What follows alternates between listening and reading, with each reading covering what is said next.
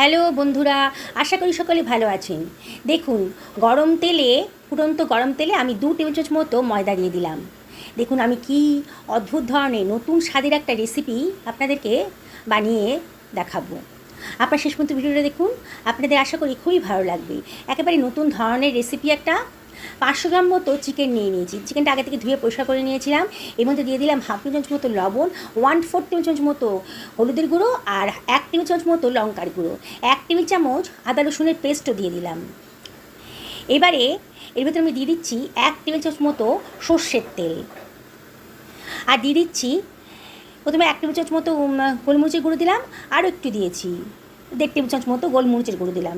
এবার সব কিছু খুব ভালো করে মাখিয়ে নিচ্ছি। হাত দিয়ে মাখাবেন, হাত দিয়ে মাখালে খুব সুন্দর করে মাখানো হবে। আমি একটা কাঁটা চামচ নিয়ে নিয়েছি। কাঁটা চামচটা দিয়ে দেখুন আমি একটু ফুটো ফুটো করে দিচ্ছি মাংসের গায়ে। তাহলে মাংসের মধ্যে গ্রেভির স্বাদটা কিন্তু মানে মশলার স্বাদটা কিন্তু খুব ভালো মতন ঢুকে যাবে। এইভাবে করবেন, তাহলে কিন্তু খুব টেস্টি হবে রেসিপিটা। খুবই সাধারণভাবে রান্নাটা হয়েছে, বিগিনার্সরাও একবার দেখলে পরে বানিয়ে ফেলতে পারবেন। আমি আবারও হাত দিয়ে ভালো করে মাখিয়ে নিলাম, ঢাকা দিয়ে আমি সরিয়ে রাখছি। আমি 3খানা ছোটো সাইজের টমেটো নিয়ে নিয়েছি। টমেটোটাকে আগে থেকে ধুয়ে পরিষ্কার করে নিয়েছিলাম। সমস্ত টমেটোটা আমার কাটা হয়ে গেছে, সরিয়ে রাখছি। আমি 500 গ্রাম মাংস নিয়েছি, 3টে টমেটোই যথেষ্ট। কতগুলো রসুনের কোয়া নিয়েছি, রসুনের কোয়াগুলোকে আমি একটু থেতো করে নিচ্ছি। একটা ছোটো হামাল দিস্তা দিয়ে আমি রসুনগুলোকে একটু থেতো করে নিচ্ছি। এবার আমি ছুরি দিয়ে রসুনের পিসগুলোকে একটু একটু ছোটো ছোটো করে টুকরো টুকরো করে দিচ্ছি। এবার রসুনগুলোকে আমি অন্য একটা পাত্রের ভেতর সরিয়ে রাখলাম। আমার মিনিট 10 হয়ে গেছে মাংসটা ম্যারিনেট করা। এবার ঢাকাটা তুলে আবার একটু হাত দিয়ে ভালো করে মাখিয়ে নিচ্ছি। একেবারে সোজা রেসিপি, বানাতে কিন্তু একেবারে কম সময়ের মধ্যেই এটা হয়ে যাবে। গেস্ট এলে আপনারা সঙ্গে সঙ্গে কিন্তু এই রেসিপিটা বানিয়ে খাওয়াতে পারবেন। একটু কসুরি মেথি দিয়ে দিলাম, সবার শেষে কসুরি মেথিটা দিলাম, তাহলে কসুরি মেথির গন্ধটা কিন্তু খুব সুন্দরভাবে আসবে। আবার সব কিছু ভালো করে মাখিয়ে নিচ্ছি। এবার একটা প্যানের ভেতর আমি তেল দিয়ে দিচ্ছি। আজকে সাদা তেলেই রান্নাটা করব। আপনাদের পছন্দের মতো আপনারা কুকিং অয়েল ব্যবহার করবেন।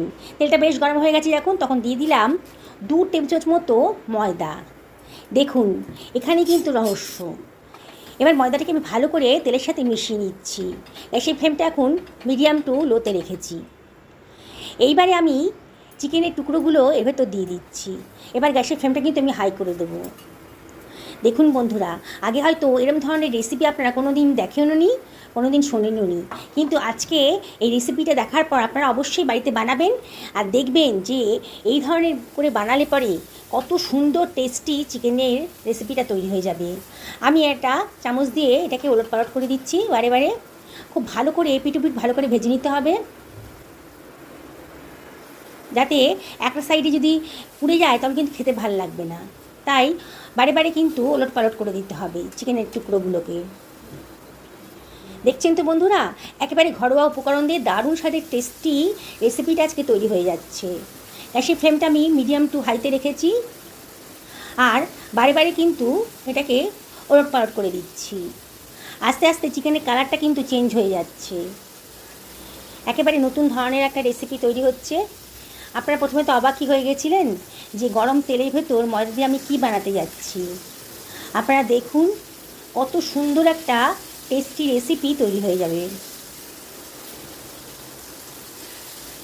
আমি কাঁটা চামচ দিয়ে মাংসের গায়ে ফুটো করে দেখছি যে চিকেনটা কিন্তু বেশ সেদ্ধ হয়ে গেছে, বেশ ভাজা হয়ে গেছে, কালারটাও খুব সুন্দরভাবে চেঞ্জ হয়ে গেছে, দেখতেও ভালো লাগছে। দেখুন এবারে আমি এগুলোকে তেলের থেকে তুলে নেব একটা স্ট্যান্ডারের সাহায্যে, আর খুন্তির সাহায্যে আমি যত সম্ভব তেলটাকে ঝরিয়ে নিয়ে অন্য একটা পাত্রের ভেতর সরিয়ে রাখছি। আমি তো একসঙ্গে পুরো চিকেনটা ভাজতে পারিনি, ব্যাচে ব্যাচে ভাজবো। তাই যে তেলটা আছে ওই তেলের ভেতর আমি আবারও 1 টেবিল চামচ মতো ময়দা দিয়ে দেব। এর বেশি চিকেন নেই, তাহলে 1 টেবিল চামচ ময়দাই যথেষ্ট। এবারে বাকি চিকেনের পিসগুলো আমি এভাবে ভেজে নিচ্ছি। বন্ধুরা, এই রেসিপিটা যদি আপনাদের ভালো লাগে তাহলে অবশ্যই একটা লাইক করবেন আর কমেন্ট করবেন, বন্ধু বান্ধব আত্মীয়স্বজনের সঙ্গে শেয়ার করবেন। পুরনো বন্ধুদেরকে অনেক ধন্যবাদ, তাদের সাপোর্টের জন্য আজকে এত দূর আসতে পেরেছি। তাও আমি আপনাদেরকে রিকোয়েস্ট করব, যদি রেসিপিটা ভালো লাগে তাহলে লাইক করবেন আর কমেন্ট করবেন। আর নতুন বন্ধুদেরকে রিকোয়েস্ট করব আমার চ্যানেলটা সাবস্ক্রাইব করার জন্যে। পাশে থাকা বেল আইকনটা অবশ্যই ক্লিক করে দেবেন, তাহলে আমার রান্নার নোটিফিকেশান আপনারা চটজলদি পেয়ে যাবেন। আমি চেষ্টা করি ঘরে থাকা উপকরণ দিয়েই টেস্টি রান্না করার, মানে ঘরে থাকা মানে রোজকার আমরা যে ব্যবহার করি যে উপকরণগুলো, সেগুলো দিয়েই টেস্টি রান্না করার, অল্প সময়ের মধ্যে সুস্বাদু রান্না করাই আমার উদ্দেশ্য। তাই আপনাদের যদি রেসিপিগুলো ভাল লাগে অবশ্যই কমেন্ট করে জানাবেন। দেখুন, কথা বলতে বলতে কিন্তু পরের ব্যাচে চিকেন পিসগুলো আমার সুন্দর করে ফ্রাই হয়ে গেছে। আমি আবারও স্ট্রেনারের সাহায্যে তেলটাকে ঝরিয়ে তুলে রাখলাম। বেশ অনেকটা পরিমাণ তেল আছে, এতটা তেল আমি ইউজ করব না, সেই তেলটাকে আমি সরিয়ে রাখছি খানিকটা। এখানে বাকি তেলটা সরিয়ে রাখলাম, আর বাকি যে তেলটা আছে তার ভেতর দিয়ে দিলাম থেতো করা রসুনের কোয়াগুলো, দিয়ে একটু ফ্রাই করে নিচ্ছি। আপনারা এই যে চিকেন পকোড়াগুলো বানালাম সেগুলোও কিন্তু স্ন্যাক্স হিসাবে খেতে পারেন, খুব ভালো খেতে হয়েছে, মচমচে। আমি টমেটোটাও দিয়ে দিয়েছি, টমেটোটা দিয়ে একটু নাড়াচাড়া করে নিচ্ছি। আর দিয়ে দিলাম প্রয়োজন মতো লবণ, 1 টেবিল চামচ মতো লবণই দিলাম। আর দিয়ে দিচ্ছি 2 টেবিল চামচ মতন হোয়াইট ভিনিগার, আর দিচ্ছি 2 টেবিল চামচ মতন সোয়া সস, দিয়ে সব কিছু আবারও ভালো করে মিশিয়ে নিচ্ছি। অনবরত কিন্তু নাড়তে হবে। এবারে এর মধ্যে আমি 1 টেবিল চামচ মতো লঙ্কার গুঁড়ো দিয়ে দিলাম। লঙ্কাটা অবশ্যই নিজেদের পছন্দের মতো দেবেন, তবে এই রেসিপিটা একটু ঝাল ঝাল হলে ভালো লাগবে, ঝাল মিষ্টি টক টক খেতে খুব ভালো লাগবে। এখানে লঙ্কাটা দিলাম, এবার ঢাকা দিয়ে রাখছি মিনিট 2 মিডিয়াম টু লো ফ্লেমে। দেখুন 2 মিনিট বাদে ঢাকাটা তুলে নিয়েছি। টমেটো কিন্তু অনেকটাই নরম হয়ে গেছে, দেখেই বোঝা যাচ্ছে। এবার গ্যাসের ফ্লেমটা লো করে দিয়ে আমি একটা স্ম্যাশারের সাহায্যে একটু স্ম্যাশ করে নেবো টমেটোগুলোকে, যাতে একেবারেই গলে যায়, রান্নাটা তাড়াতাড়ি হয়ে যাবে আমার।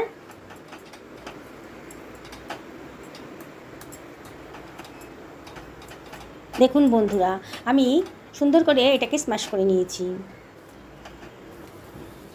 হয়ে গেছে।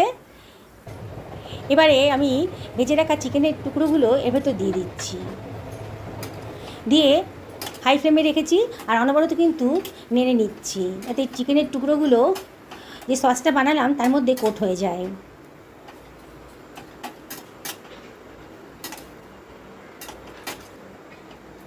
খুবই সুন্দর টেস্টি একটা রেসিপি তৈরি হয়ে যাচ্ছে।